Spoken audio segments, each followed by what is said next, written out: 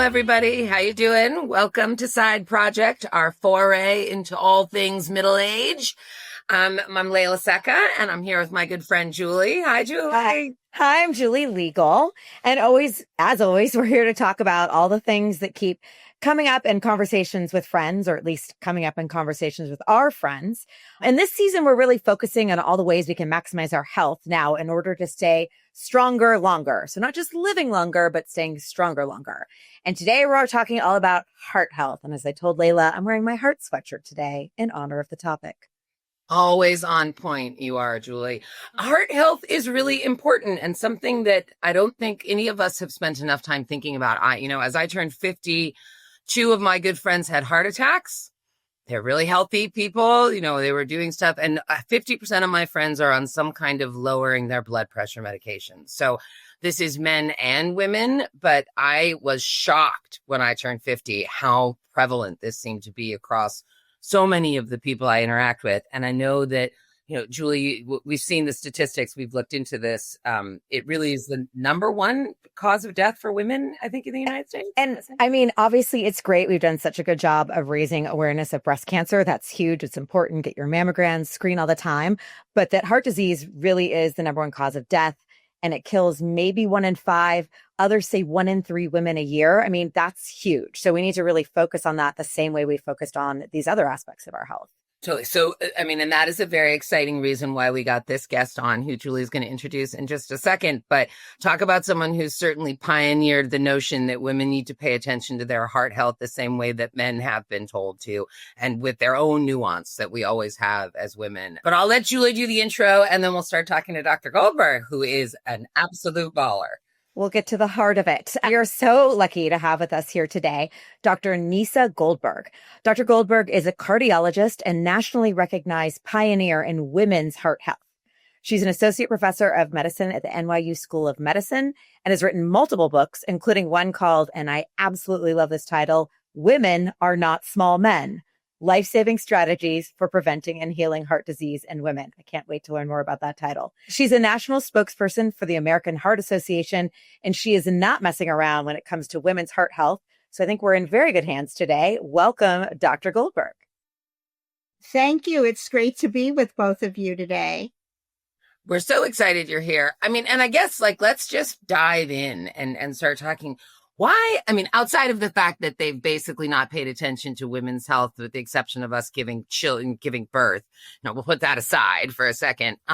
Why has women's heart health been so ignored? And why don't more of us realize the risk of heart issue until we're sort of in it, or our friends and family are in it? What's the deal?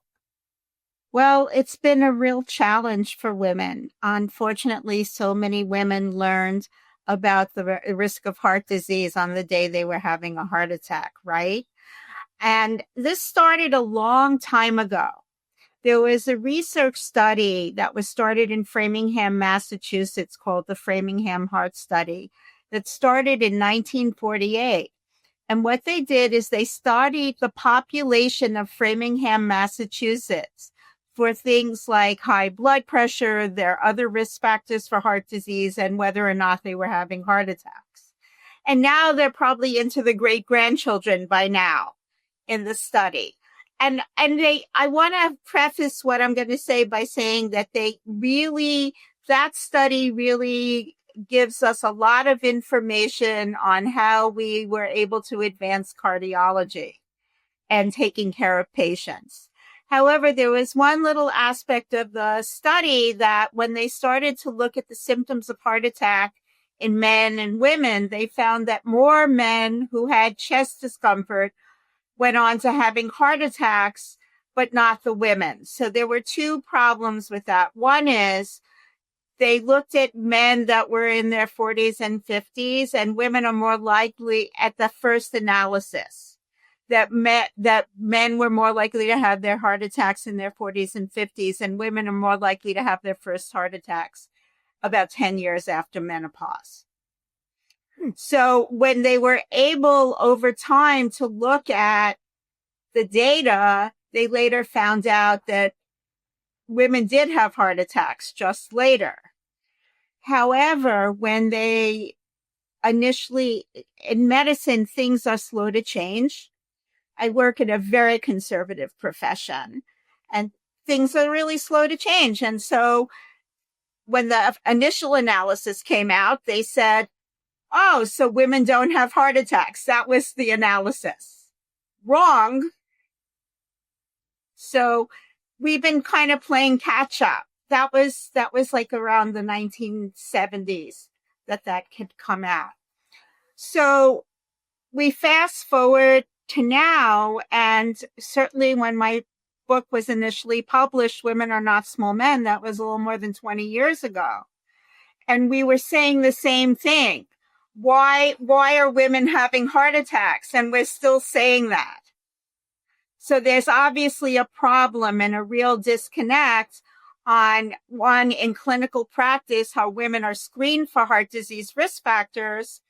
And two, there's so much public information out that maybe the way we're presenting it isn't getting through. Yeah. And just like in your intro, when you were talking about your friends now having heart attacks, and I know the focus of your podcast is really to talk about these health issues that women are now thinking about. So now 20 years later, a new group of women are going through menopause, and now they're thinking about, why didn't everyone tell me this? But that's what women were saying 20 years ago. So we have a problem here. What are you doing wrong? Why is this honestly? happening? I mean, The name of this podcast could be, why didn't anybody tell us any of this? I feel like this is all just uncovering things we did not know was going to happen to us as women as we got old. Nobody told us. Right. And so like women, we always have to figure it out and do it ourselves and get to the bottom of things and actually fix everyone else's problems. Right. Yeah. So okay. Sorry, go, Jewel.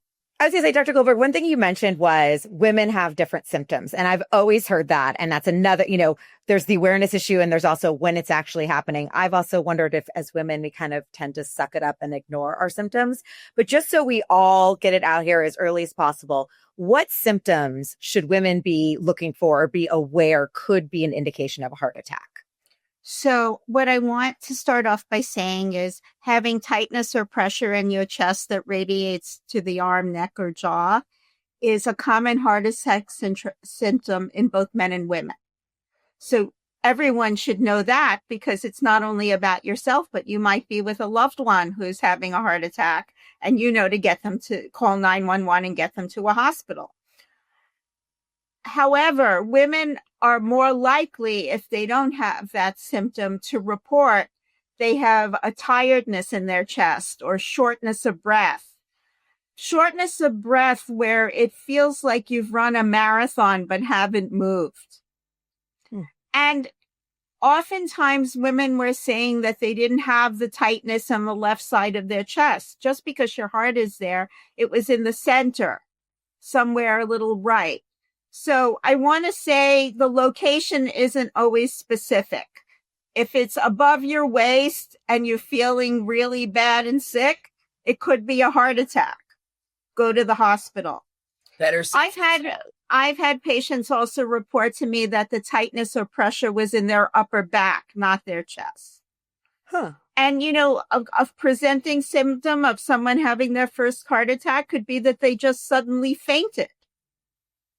If somebody collapses and it's not clear why they fainted, not all forms of fainting are a heart attack, but if they collapse, then you really need to get checked out. And to your point, Julie, women sometimes do suck it up.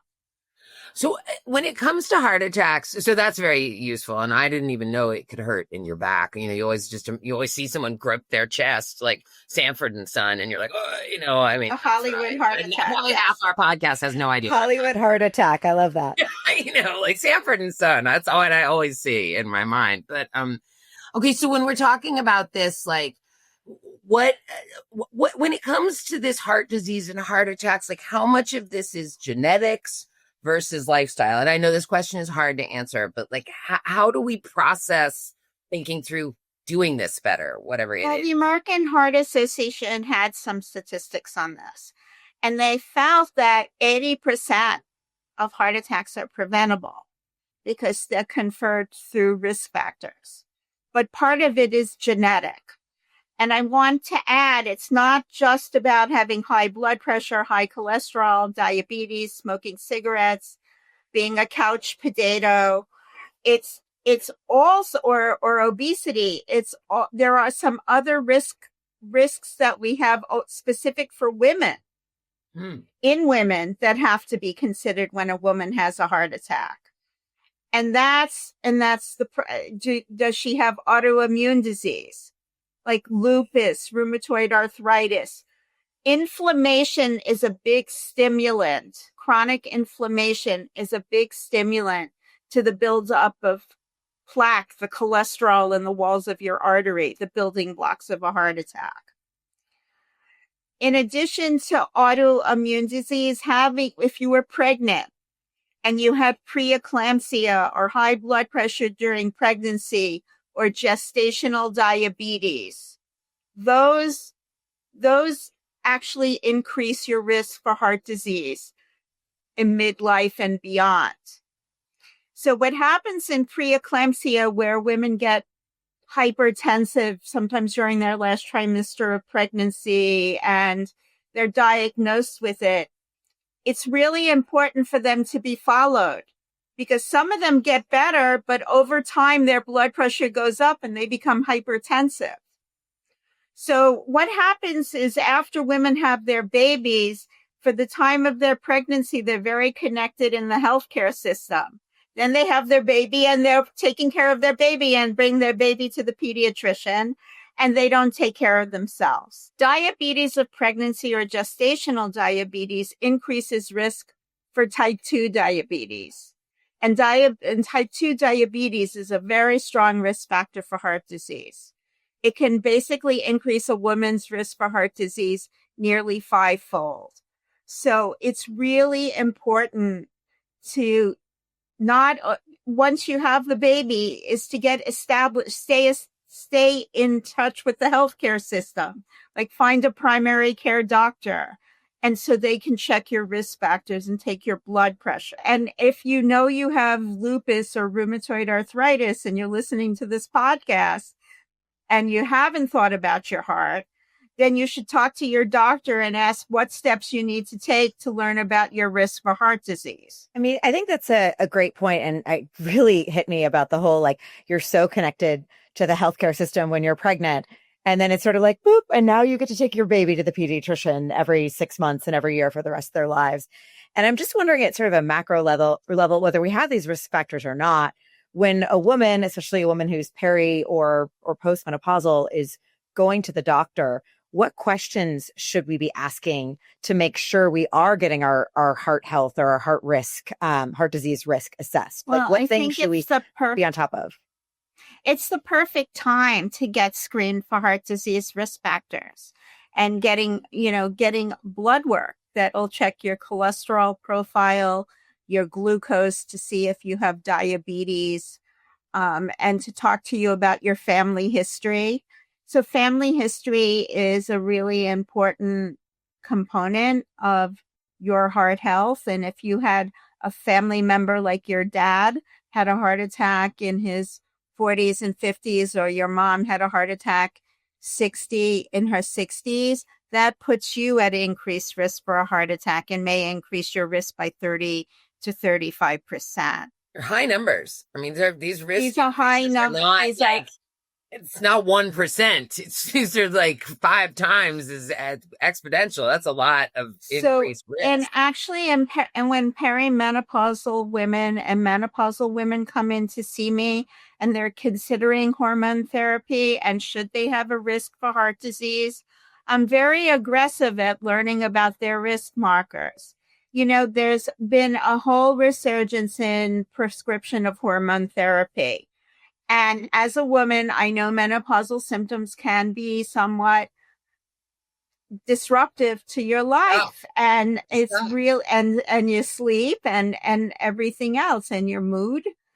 And it's really important to take care of those symptoms. With that said, you need to have somebody really look at you and assess your risk for heart disease.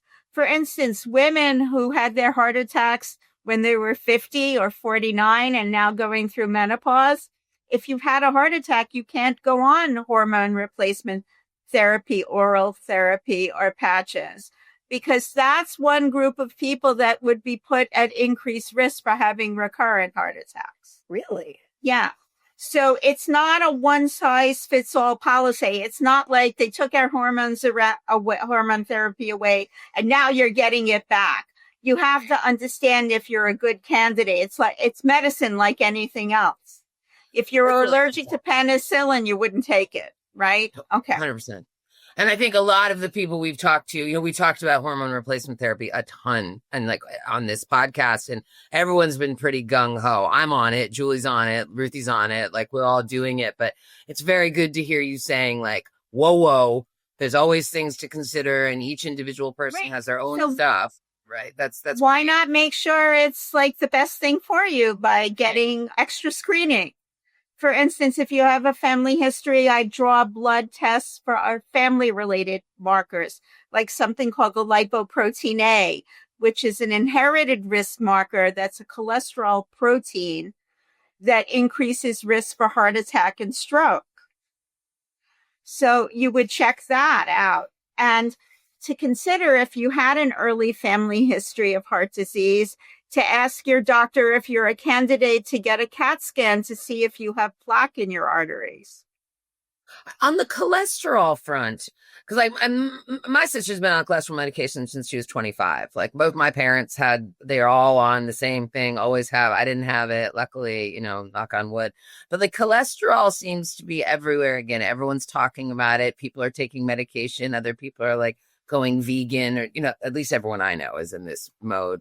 What's the deal? Obviously, it affects your heart health a lot. Like, can you give us sort of the cliff notes on what's going on with cholesterol and heart health? Having high cholesterol, particularly elevated LDL cholesterol, low HDL cholesterol, or high triglycerides, increase your risk for heart attack.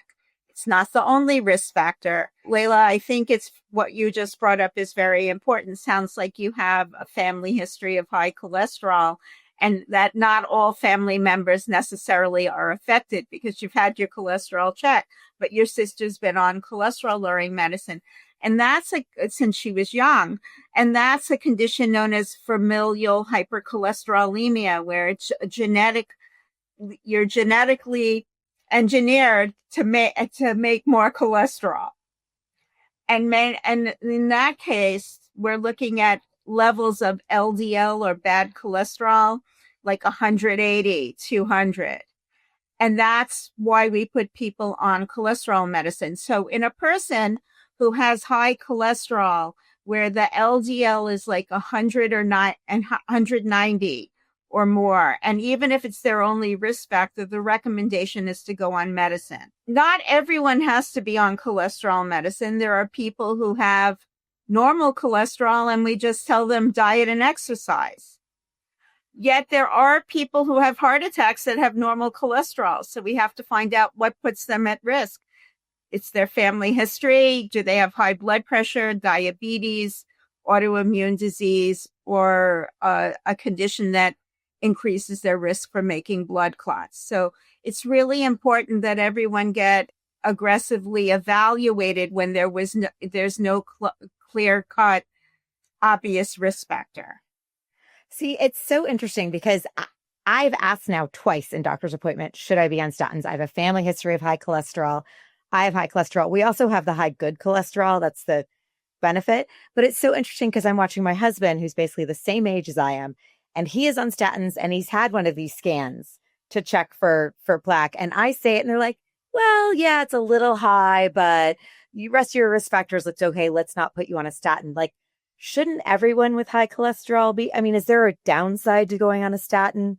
So I'm seeking free medical advice at this point. Medications all have side effects, and you can't really predict it until the person goes on the medication. And some of the common side effects of statins are muscle aches, elevation of liver tests, which can be easily followed on medicine, and things can be adjusted based on if you have elevated liver function tests.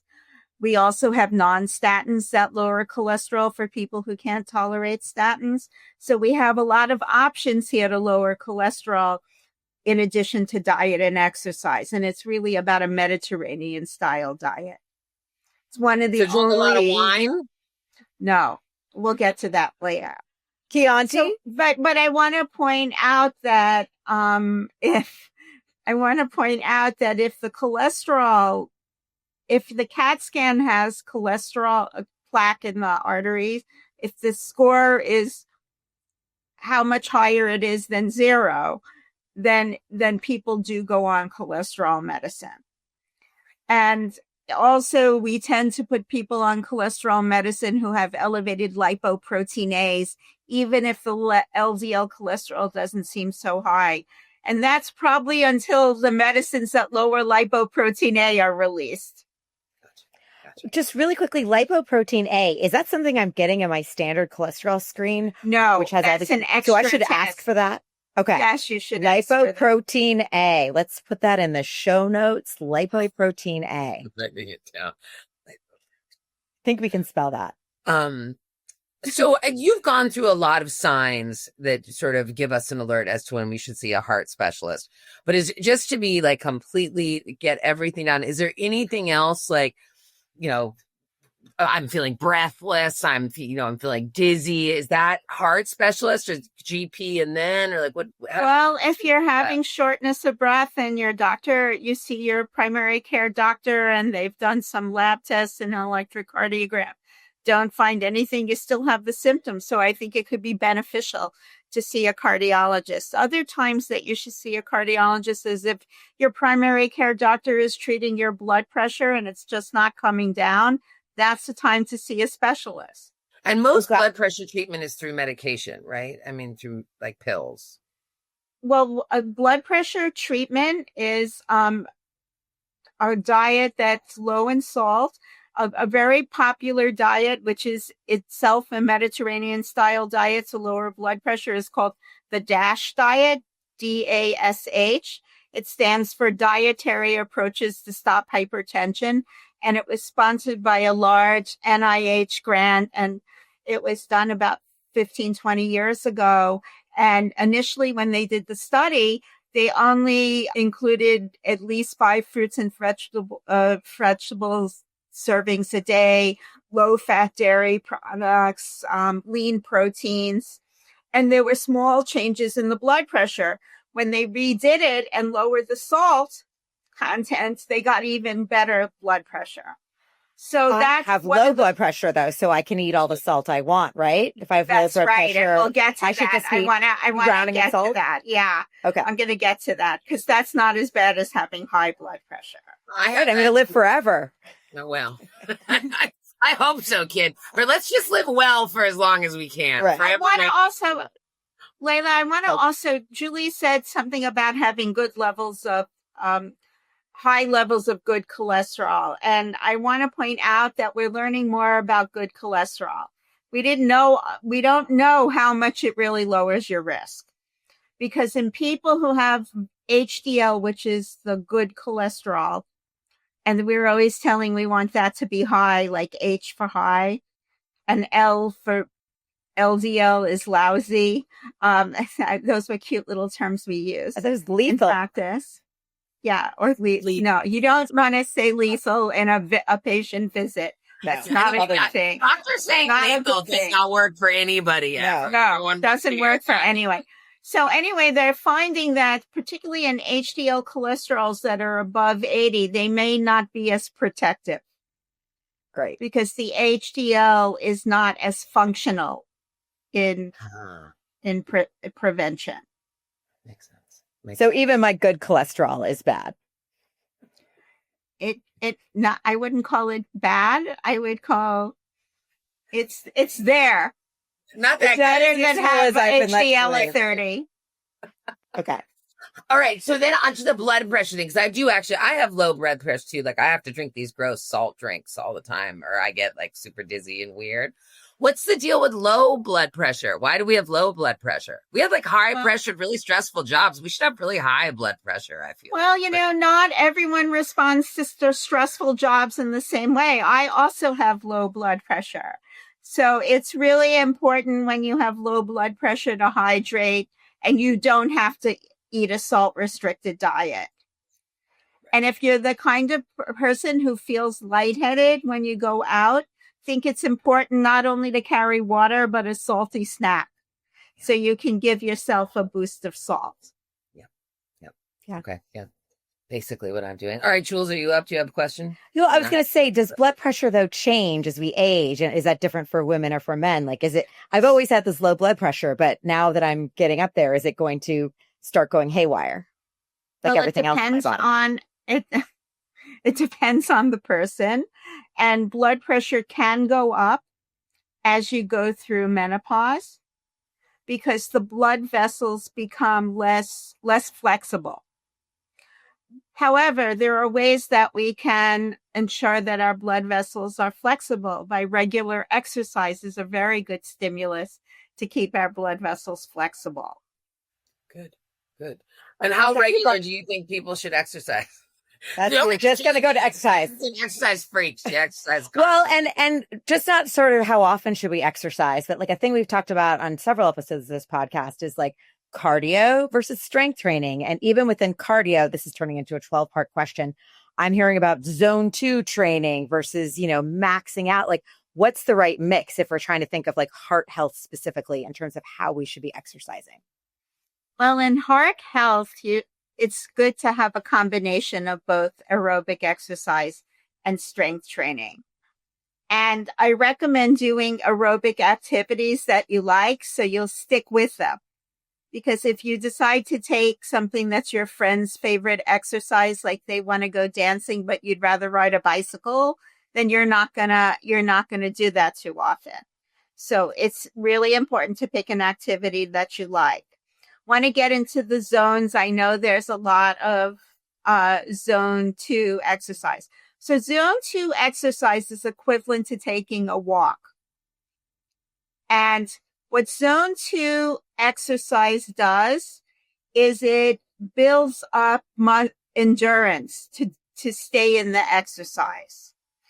When you talk about the upper zones, which is more in HIIT exercise and high intensity interval training, to kind of simplify exercise physiology is that when you exercise aerobically, you initially burn fat as fuel, fat stores. And as you increase exercise, it switches over to using carbohydrates as a fuel source. And that's when you start to get anaerobic and you start to feel the fatigue. So zone 2 exercise is great. It builds endurance. It actually is believed to stimulate growth of mitochondria, which are the fat components of cells. So I think that's all good. But it's also important to build endurance, particularly when you get into higher levels of exercise. So it's important to actually do zone 2 exercise and then sometimes get into the zones 3 and 4. Elite athletes get up there. For the person who really wants to be healthy and fit, to prevent heart disease, it's really a combination that's mostly zone 2 exercise with higher intensity zones. Great. And then where do you put the lifting? I was going to say, how does the strength training fit into that? And the strength training is important because strength training actually helps strengthen the muscles that you're going to do in aerobic activity. So you'll become more efficient when you're doing your aerobic activity. But it also, like with aerobic activity, decreases your percentage of body fat. Which is good. Yeah. For most. Where are you on weighted vests? Are you wearing a weighted vest? Should every woman in the world be wearing a weighted vest? I do it. No, I'm not like one to do trends. I think weighted vests are a personal thing. I think initially they started out to improve people's posture, right? I don't know if you know this, but as a cardiologist, I had to wear the ultimate weighted vest when I was training because we had to do procedures that involved radiation, and you wear these big lead aprons. Oh. And I don't want to revisit that. No. It's a little PTSD for you. Yeah.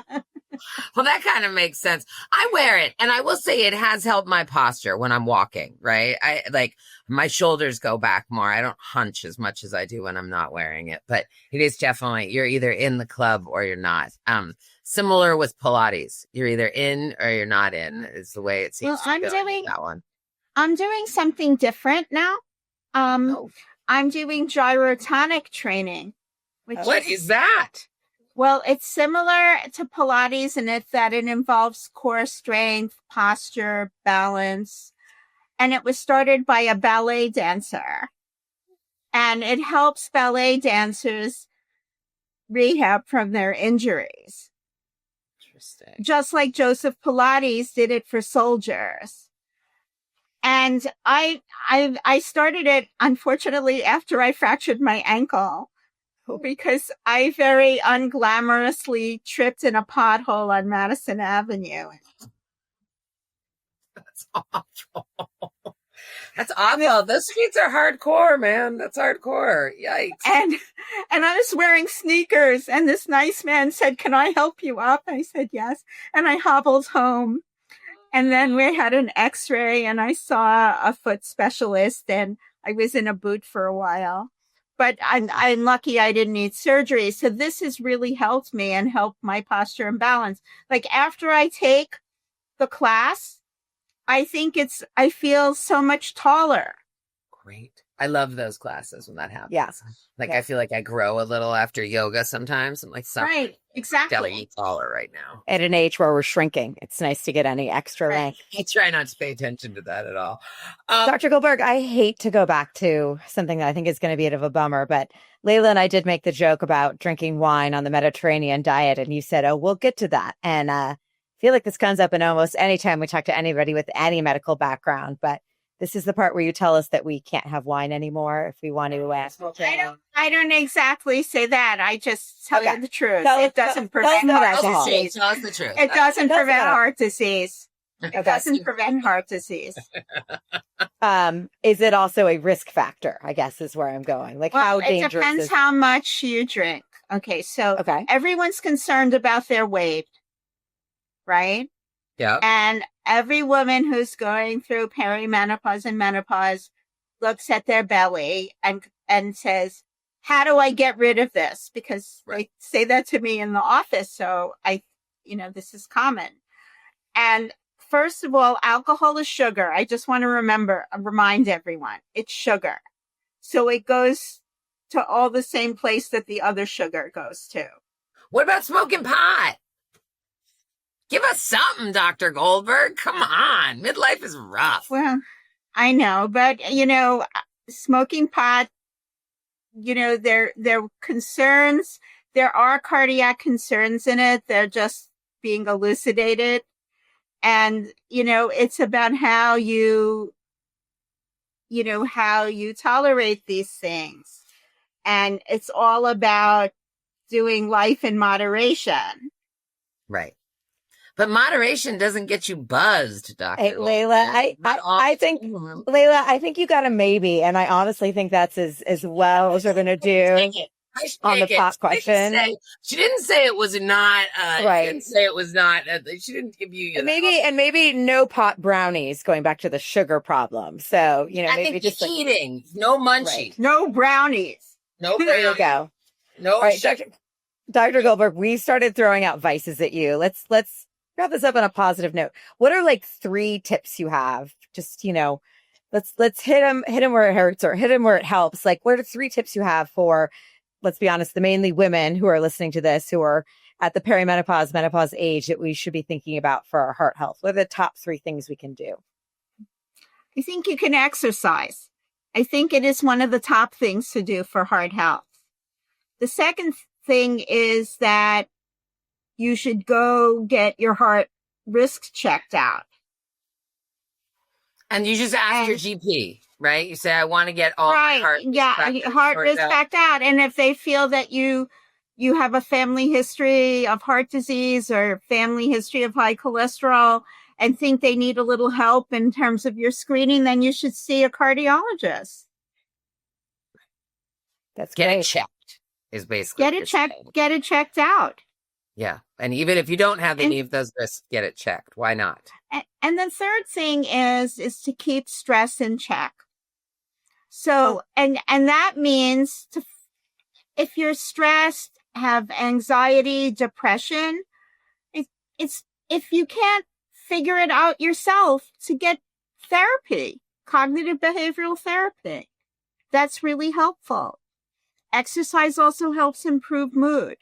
That's such a great point. And, we've done episodes on mental health, and it is a reminder, like, we do all these episodes, but everything is so interconnected.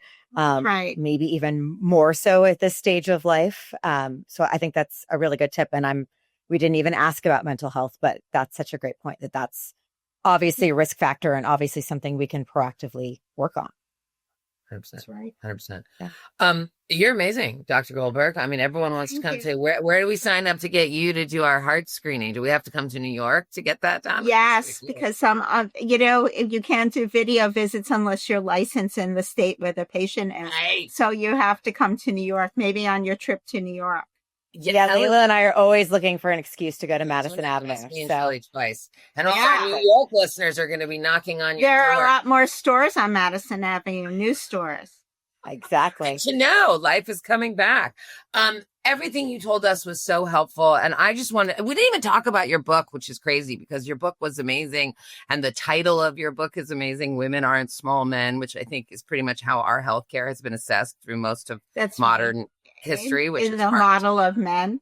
Yeah, little men. We are not little men. We make people. We do something much different than they do in that. Yeah. So I want to just say that the publisher retitled the book. When I wrote my second book, The Complete Guide to Women's Health, they said, we'll also have you update your book, and we'd like to change the title. To what? Why? I love the title. To the Women's Healthy Heart Program. Well, that's publishing. And I was really, when they called me in the office, I was seeing patients, and I didn't have time to ask questions, and, we're saving lives.